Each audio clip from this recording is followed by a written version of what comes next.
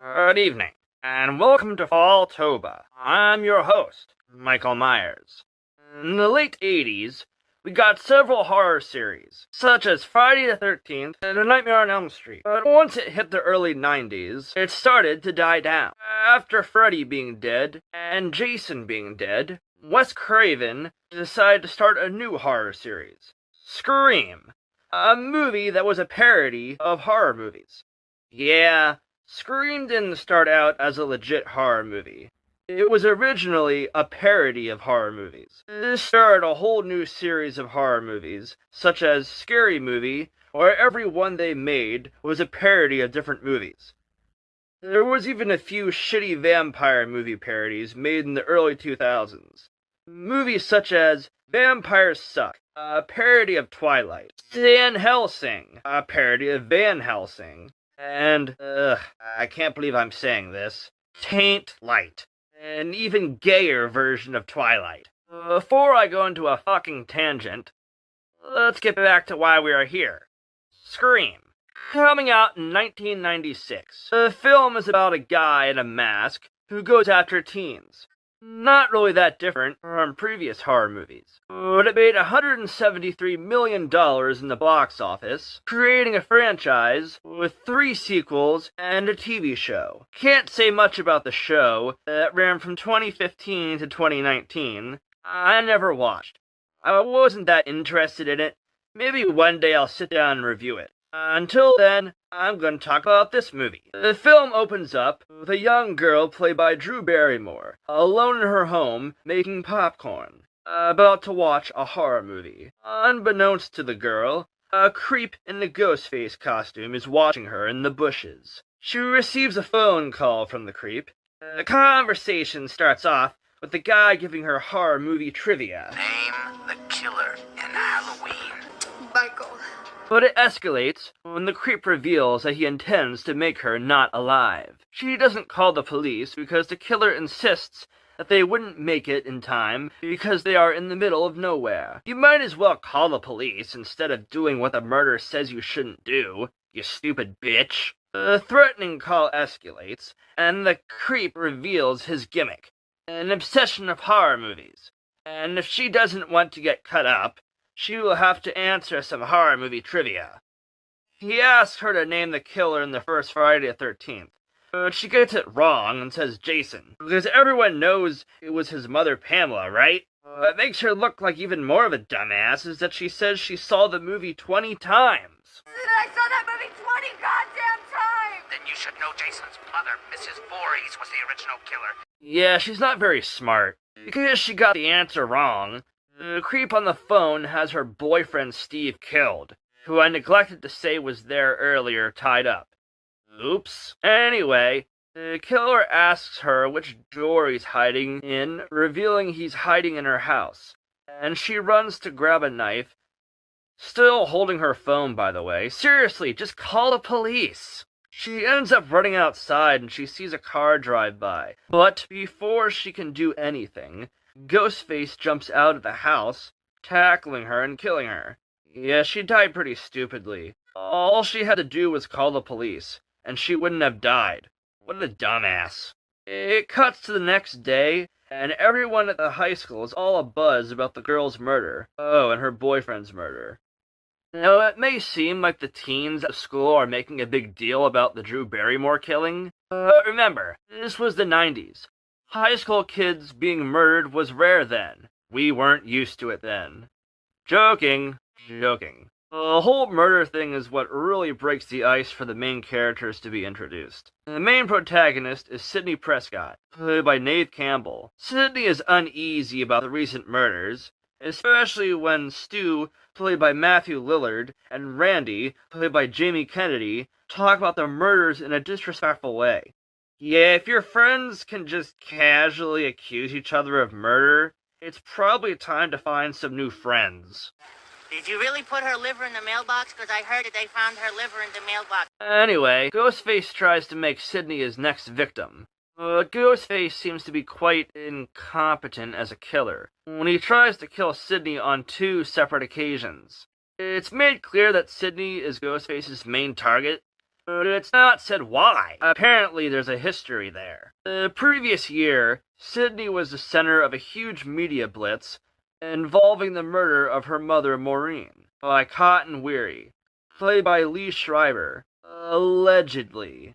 Apparently he allegedly killed her mom. Basically the whole series is about Sydney's mom being killed. Yeah, they started to run out of ideas pretty quickly. So Cotton is now on death row because Sydney pegged the guy as the killer. Sydney thought she could move past her mother's death, but with the recent killings by Ghostface, Sydney now has doubts about whether she is accusing the right guy. But that really doesn't matter when you should be focused on, maybe not being killed by Ghostface.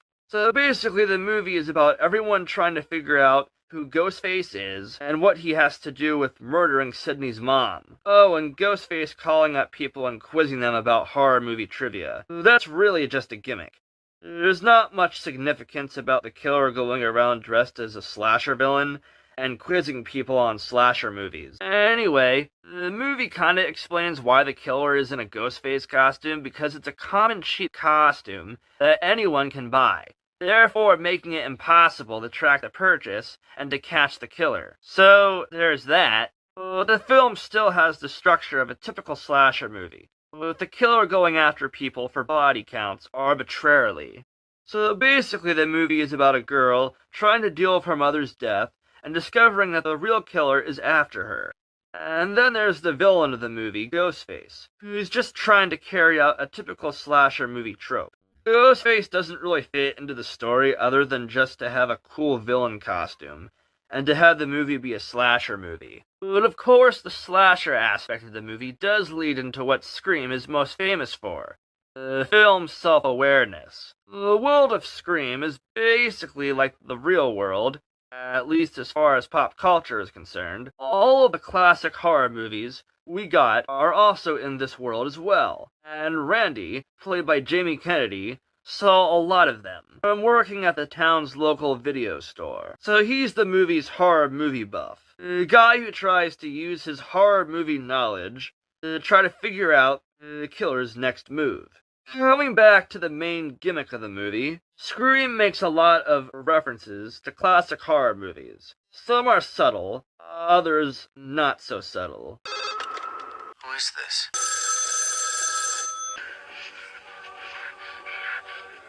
In one scene, you can kinda hear the Halloween theme playing in the background when the movie is discussed. Warm-up question. Then later in the film, the characters in the movie watch Halloween. The references are kinda cool, I guess, but it's mostly just there for reference sake. It doesn't really further the plot. I thought it was kinda funny when in a particular scene, the principal, played by Henry Winkler, the guy who played the Fonz in Happy Days,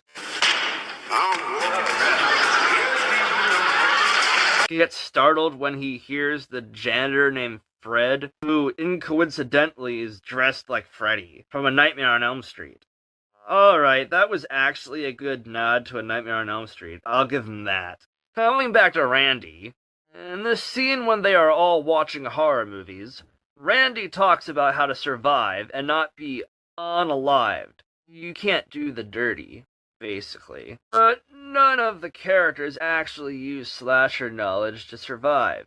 So there's really no point in really having the characters being self-aware, or using horror movie knowledge for their advantage, when they are just going to make dumb cliche horror movie decisions anyway. At the garage scene, a girl is with them at a party later in the movie, Tatum. She goes out to the garage to get beer, and she gets locked in the garage, and after several fumbles, ultimately gets unalived in the garage doggy door. Who the fuck puts a doggy door in a garage door? That's just bad dog door placement. Coming back to the commentary part of the movie, there's a scene at the beginning where Billy breaks into Sydney's room and uses movie rating analogies to express that he wants to get down and dirty with her. Can you blame him? She's Neve Campbell, after all. But Sydney is never in the mood for it. This is obviously a reference to A Nightmare on Elm Street, where Glenn keeps trying to get in Nancy's pants, and she's not being interested. Anyway, after the doggy door murder, The party ends, and Sydney looks for Tatum, because I guess she went to the party with her. But Tatum doesn't show. Yeah, it's kinda hard to leave a house by yourself when you're dead. Billy jumps out from fucking nowhere, scaring Sydney. And also Stu is acting really sus in this scene. He couldn't be the killer, right? Anyway, Sydney and discount Johnny Depp here go upstairs to talk. And they make more fucking movie analogies. It's like Jodie Foster in Silence of the Lambs when she keeps having flashbacks of her dead father. This movie should be called Insert Movie Reference Here. I know it's supposed to be a parody, but it's still a movie. You need to have at least some substance. A lot of the supporting characters really don't have much of a character. They're all just blandly written characters. They're mainly there to fill out the body count of the movie. The real major supporting characters in this movie are Dewey and Gale. I mean, they are mostly off to the side. They don't really push the story forward, but at least their relationship is believable. They start off as acquaintances, and slowly throughout the movie, their relationship grows. Anyway, spoilers. I'm gonna talk about the ending of the movie. So if you don't want the ending spoiled, go watch the movie and then come back to this video. So towards the end of the movie, Stu organizes a house party to keep the teens safe from the killer on the loose. And they watch a few scary movies while Randy talks about horror movie rules, saying that you should never say, "I'll be right back." You know, if there is a killer on the loose, and you have no idea who it is, it's probably a good idea to make sure everyone stays together. Anyway, everyone decides to leave the house when they learn the principal Bonds was killed. Come back to Billy and Sydney making out, when Billy is seemingly killed by Ghostface.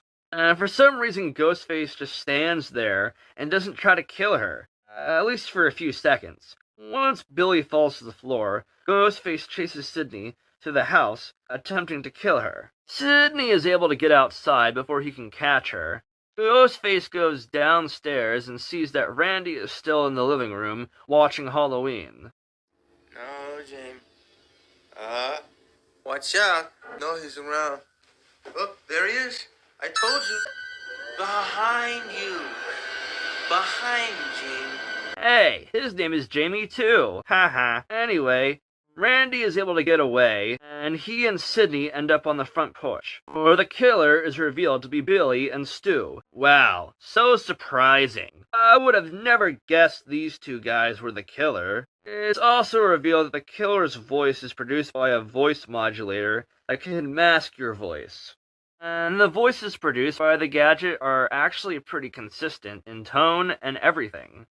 Anyway, it's revealed that Billy and Stu were the ones who actually killed Sydney's mom, because her mom was sleeping with Billy's dad, causing Billy's parents to separate and his mom skipping town. Apparently Stu is just there to help Billy. He doesn't really have a motive. So anyway, they reveal that they are going to frame the murders on Sydney's dad.